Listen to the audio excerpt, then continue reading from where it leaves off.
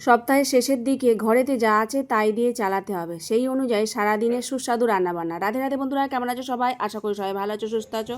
সকাল থেকে আজকে ব্লগটা শুরু করছি। ফ্রিজে আনাজপত্র ছিল যা, সেই অনুযায়ী রান্নাবান্না হচ্ছে। এদিকে কুমড়ো ছিল, একটু কুমড়োর পকোড়া করব, আলু পটলের সবজি করব সয়াবিন দিয়ে। আর সপ্তাহের শেষের দিকে ফ্রিজে পুরো খালি হয়ে এসেছে, আর বেশি সবজি নেই। তো হাঁড়িতে জল তুলে দিয়েছিলাম, এখন চাল ধুয়ে তুলে দেবো। আর এই সয়াবিনগুলো গাছের ছিল, সেটাই পাকাতে দিয়েছি।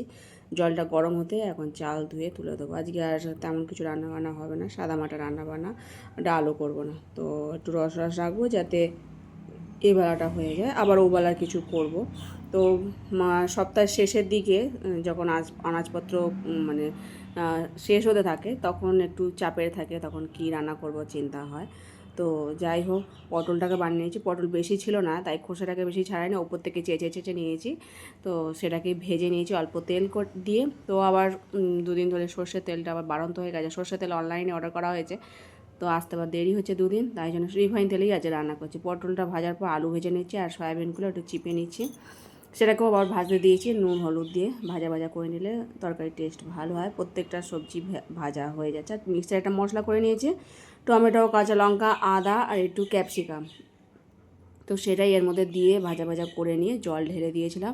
নামার সময় একটুখানি গরম মশলা বেটে দিয়েছি, একটু সাঁতলেও নিয়েছিলাম। তো একটু মাখো মাখো মতো হয়েই গেছে, নামিয়ে নেবো। একটু রসটা রেখে দিচ্ছি, আজকে আর ডাল করবো না বলে তাই। আর কুমড়োর পকোড়াগুলো করে নিচ্ছি। কর্নফ্লাওয়ার, চালের গুঁড়ো, বেসন আর একটুখানি খাবার সোডা বা বেকিং পাউডার দিলে খুব সুন্দর মুচমুচে হয়।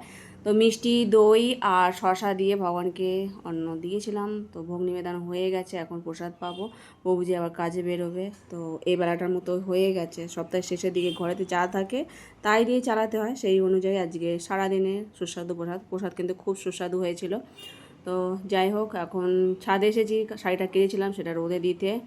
আর তারপর নিচে গিয়ে ঘরে কাজকর্ম করে সারপর, রোদটা বেশ ভালোই, শাড়িটা শুকিয়ে যাবে। আর বাসনপত্র মেজে নিয়ে, রান্নাঘরটা আগে মোছা হয়ে গেছে, এখন বাসনগুলো মেজে ওপর করছি। তারপর স্নান করে নেবো। প্রভুজি আবার দুপুরবেলা আইসক্রিম নিয়ে এসেছিলো, আইসক্রিম একটা বার নিয়ে এসছে, তার থেকে আবার এই আইসক্রিমটা আবার দিয়েছে। তো এটা এক্সট্রা ভগবানকে সেবা দিয়ে আবার প্রসাদ পাচ্ছে। আমি একটু পেয়ে আর জয়িতাকে দিয়ে দিচ্ছিলাম এই চকলেটটা উপরে, ও ভালোবাসে। এটা হলো রাত্রিবেলা। রাত্রিবেলা আর কী করবো, অল্প করে ছোলা মটর ভিজেছিলাম। তো ওবেলার তরকারি তো ছিলই, আর অন্নও ছিল, ছেলেমেয়েরা প্রসাদ পেয়েছে, তাই অল্প করে আটা আর তরকারি করছি। একটা ছোট্ট মতো আলু দিয়েছি, এটা টমেটো, কাঁচা লঙ্কা আর আদা একটুখানি বেটে নিয়েছি। কড়াতে রিফাইন তেল, জিরে, তেজপাতা ফোড়ন দিয়ে সব একসাথে দিয়ে দিলাম। এটা ভাজা ভাজা করে নিয়ে তারপর মটরটা সেদ্ধটা দিয়ে দেবো।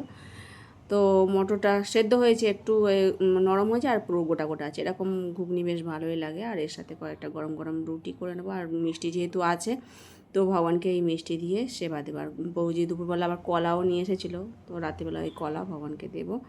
তো গরম গরম ফুলকো ফুলকো রুটিগুলো সব করে নিচ্ছি। ওইদিকে ঘুগনিটাও হয়ে এসেছে, নামাবার সময় একটুখানি জিরে ধনে গুঁড়ো আছে, সেটা দিয়ে দেবো। একটু রস এটাকেও রাখবো। আর তারপরে একটু মিষ্টি দিয়ে নামিয়ে নিয়েছিলাম। তো এই যে ভগবানকে রাতের ভোগ নিবেদন হয়ে গেছে, এখন শয়নে দিয়ে তারপর আমরা রাতের প্রসাদ পাচ্ছি। ঘুগনিটা খুব ভালোই লাগছিলো প্রসাদ পেতে। তো আজকের মতো ভিডিওটা এখানে শেষ করছি। সকলে ভালো থেকো, সুস্থ থেকো। হরে কৃষ্ণ।